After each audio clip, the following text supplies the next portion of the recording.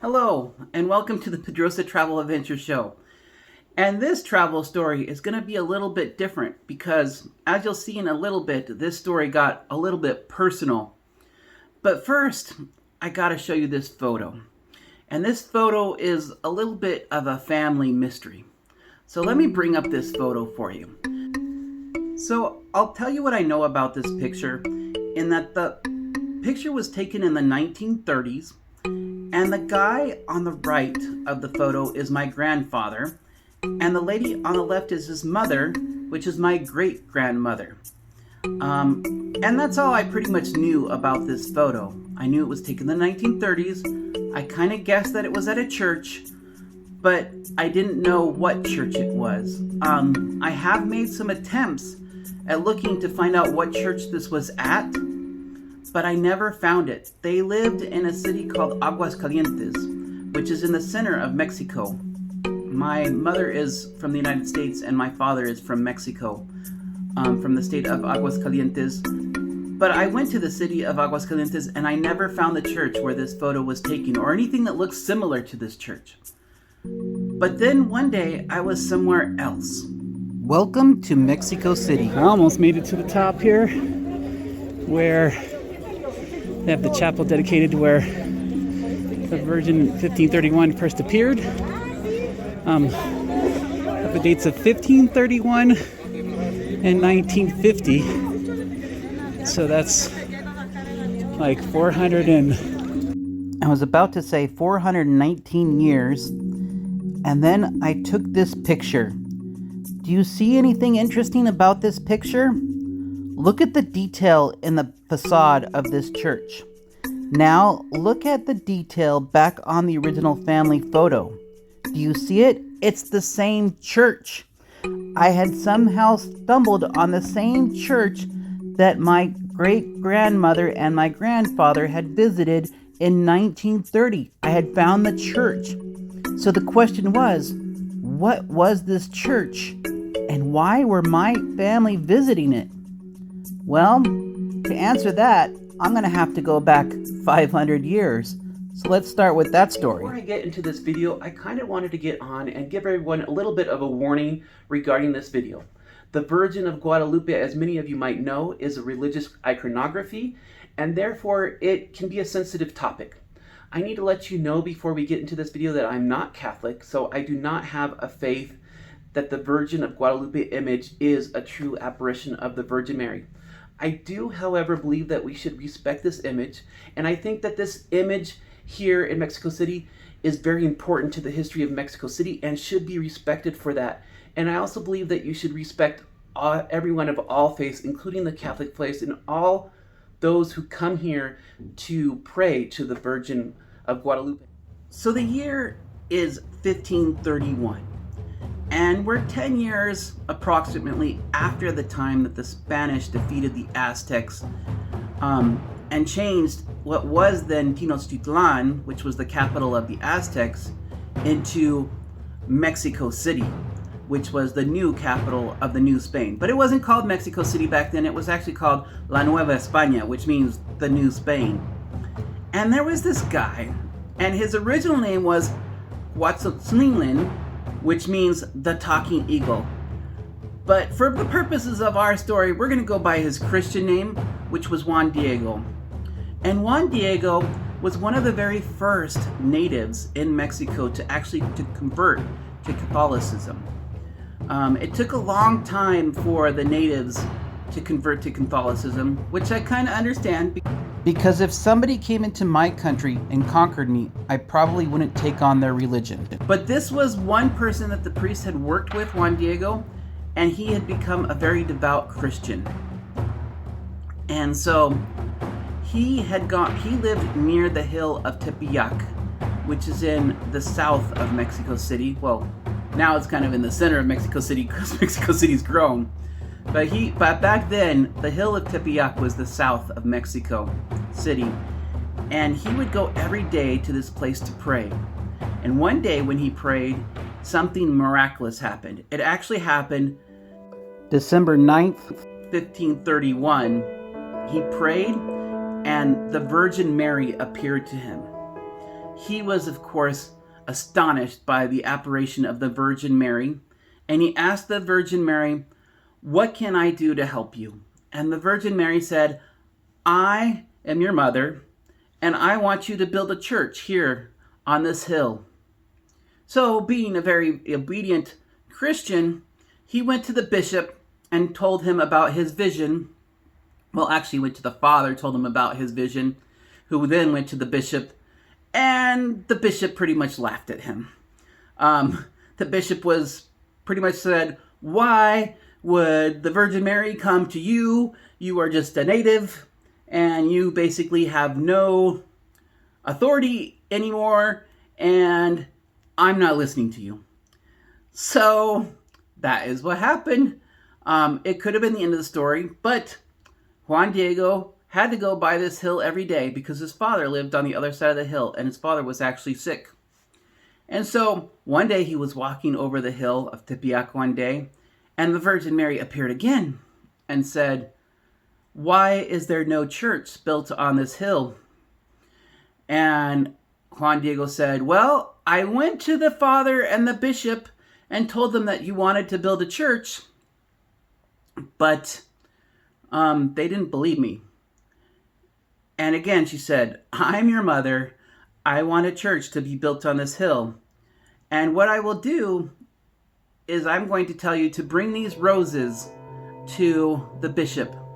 Now, that was kind of strange to Juan Diego because it was December, and in Mexico City there are no roses in December. There's lots of flowers in Mexico, but not usually December, and not roses in December. That's not typical for that time of the year. But nevertheless, as the Virgin Mary waved her hand, there was some flowers. And so he took those flowers in and he put them into his serape, into his clothing, and he put them into his cape, and he brought that mantle.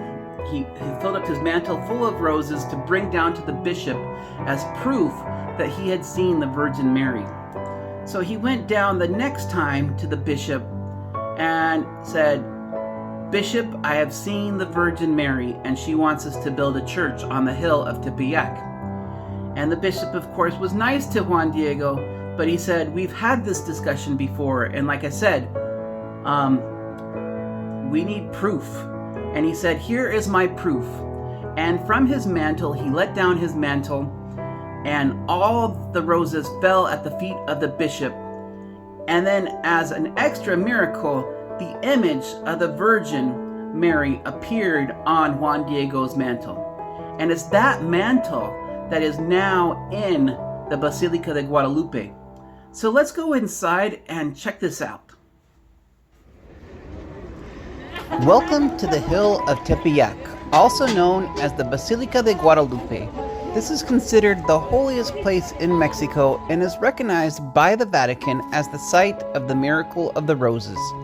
There are 3 churches and a chapel here, and we're going to go visit all of them to discover more about this place. We're now coming into the oldest chapel here. This is the first chapel, now known as the ancient chapel of the Indians, or Spanish, Antigua Parroquia de Indios. That white roof there was not here. This was an open air church, and this was part of the Catholics' way of trying to get people to come into the churches. The Aztecs, they did not pray inside buildings. They only prayed outside. And so by not having a roof, it made it easier for them. And so this is where the first place where the image was placed, and was here until, it looks like 1694 is when it went to the other cathedral. When I got inside the chapel, they were having a sacrament service. I didn't really know what to do, so I just sat down and listened to the sacrament service because I didn't want to ruin anybody's services. But then after the sacrament was over, the father who was giving the sacrament motioned us up, including myself, and he showed us something very interesting. He showed us this room to the side of the chapel, and it turned out that this was the house of Juan Diego. The Catholic Church had been doing some excavations, and they found the original architecture of where Juan Diego lived. Apparently the chapel was built the church was built right next to where Juan Diego's house was, and he actually lived there until he died. So that was very interesting. This is what is left of Juan Diego's house, and the father invited us so that we could check it out. That's not something that you can normally see when you go there, but that's something that we did get to see. The second church at the Basilica is called the Templo Expiatorio, but it's also known as the Old Basilica. I call it the 1975 church because it got closed in 1975 because it's built right next to the edge of the old lake bed. And in 1975 it cracked, so they had to close it down to make the more modern church. This church closed in 1975, but luckily in modern times they were able to lift the church up, and so now you're able to go inside that church and see what it's like, even though it's not considered the main church. So let's go inside there right now and check it out. When you go inside the old basilica, you can see where the image used to be. It has now been replaced by a painting of Jesus Christ. On the right, you will see a mural that depicts the first miracle of the Virgin of Guadalupe. The story says that when the bishop accepted the image, they decided to have a party. An Aztec warrior decided to show off his arrow skills, but there was an accident, and he got hit by his own arrow. He was going to die, but they passed the image in front of him and he got healed. Now, this is where the story gets a little bit fuzzy, literally, because if you look at the top of this painting, you'll notice that the top of the Virgin is fuzzy, and there's a reason for this, because before 1887, anyone coming into this church would have seen the Virgin of Guadalupe clearly had a crown. But in 1887, the original Virgin of Guadalupe was replaced, and the replacement did not have a crown. The people went into an uproar over this, and in 1890, the Vatican gave the image an official silver crown. But till this day, you will notice that the top of the image is cut off by a big frame. If you go into the old basilica, you will see that it's crooked. This image does a good job in showing that. The chandeliers are actually hung straight, but it's the columns that are crooked. And so when you go in the chapel, there's definitely a sway in how the building goes, and you kind of have to watch yourself when you walk in there. And that's why the building is not so much used today. Over here you can see the clock is still set at the time when they did the attempt. That was at 7:10 in the morning is when they did the attempt, so that's how the clock has stayed ever since. The image of Guadalupe has always been controversial. At 7:10 a.m. on November 14, 1921, a self-described communist came to the old basilica disguised as a devotee. It is customary for devotees to come and bring flowers to the Virgin of Guadalupe, and so this man brought flowers to the image. But in the pot there was a bomb. The bomb went off, but it did not destroy the image. But there was a cross also in front of the image, and it is said to have taken the brunt of the bomb. Those that come to the cross altar say that Jesus was protecting his mother, and they put a ribbon up to ask for protection for their family. In addition to having structural issues, there was an even bigger problem that there was just a lot of people visiting the Virgin de Guadalupe. The old square churches were nice, but they were always limited on how many people could visit the Virgin of Guadalupe. The solution to this was a modern round cathedral. A round cathedral naturally keeps the people in circulation. In the modern basilica, there are sacrament services every hour, but it doesn't matter when you come to visit because behind the altar is a special viewing tunnel with a special moving platform that allows people to come and see the Virgin de Guadalupe 24 hours a day, 7 days a week. So we're outside right now, and we can see over there the hill where the Virgin Mary appeared. Here we're standing in front of a statue of the Pope John Paul II. He came to visit here very regularly to see the Virgin of Guadalupe. He was known to be a devotee of the Virgin of Guadalupe. It was declared before he was here, but the Virgin Mary was, the image of the Virgin Mary of Guadalupe was named as the Empress of all the Americas, and the story has been continuing ever since. So many come here to light a flame and to come and visit the different churches. So this door here is a special door. This is the expiation door, is what they call it. And so those who are doing pilgrimage can come on their knees. And if they come in through this door, or actually right now they're doing a special, you can see the little white dots showing them the way. If they do their pilgrimage here, walk through this door or go on their knees through this door, they can go down to the bishop's office and get a special pardon. Right now they're doing a special pardon for those who are doing their pilgrimage, and also for those who come right now because it's 100 years since the attempt on the Virgin of Guadalupe's image back in 1921. So they're doing that as well. After visiting the main cathedral, there is only one place left to see. That is the chapel of Tepeyac, the place where the Virgin Mary appeared to Juan Diego 500 years ago. But to do that, you will need some energy because there are no elevators to the top. This is the Garden of Roses here. We're now ascending up to the hill where the Lady of Guadalupe first appeared. Very interesting decoration choice there. You have the feathered god of Quetzalcoatl there, who is the god of wisdom and life for the Aztecs. That is very interesting.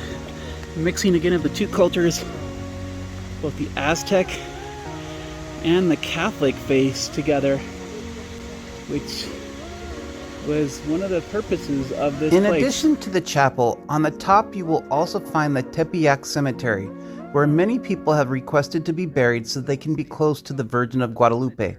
Probably the most famous grave is that of General Santa Anna, who was also a president of Mexico. And then a little bit farther, and I was at the chapel. I wasn't allowed to take video, but I was allowed to take some pictures.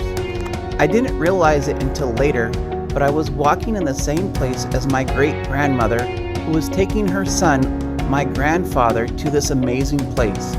All in all, it was an amazing place, and for me, an amazing story. I know this was a long video, but I hope you enjoyed it.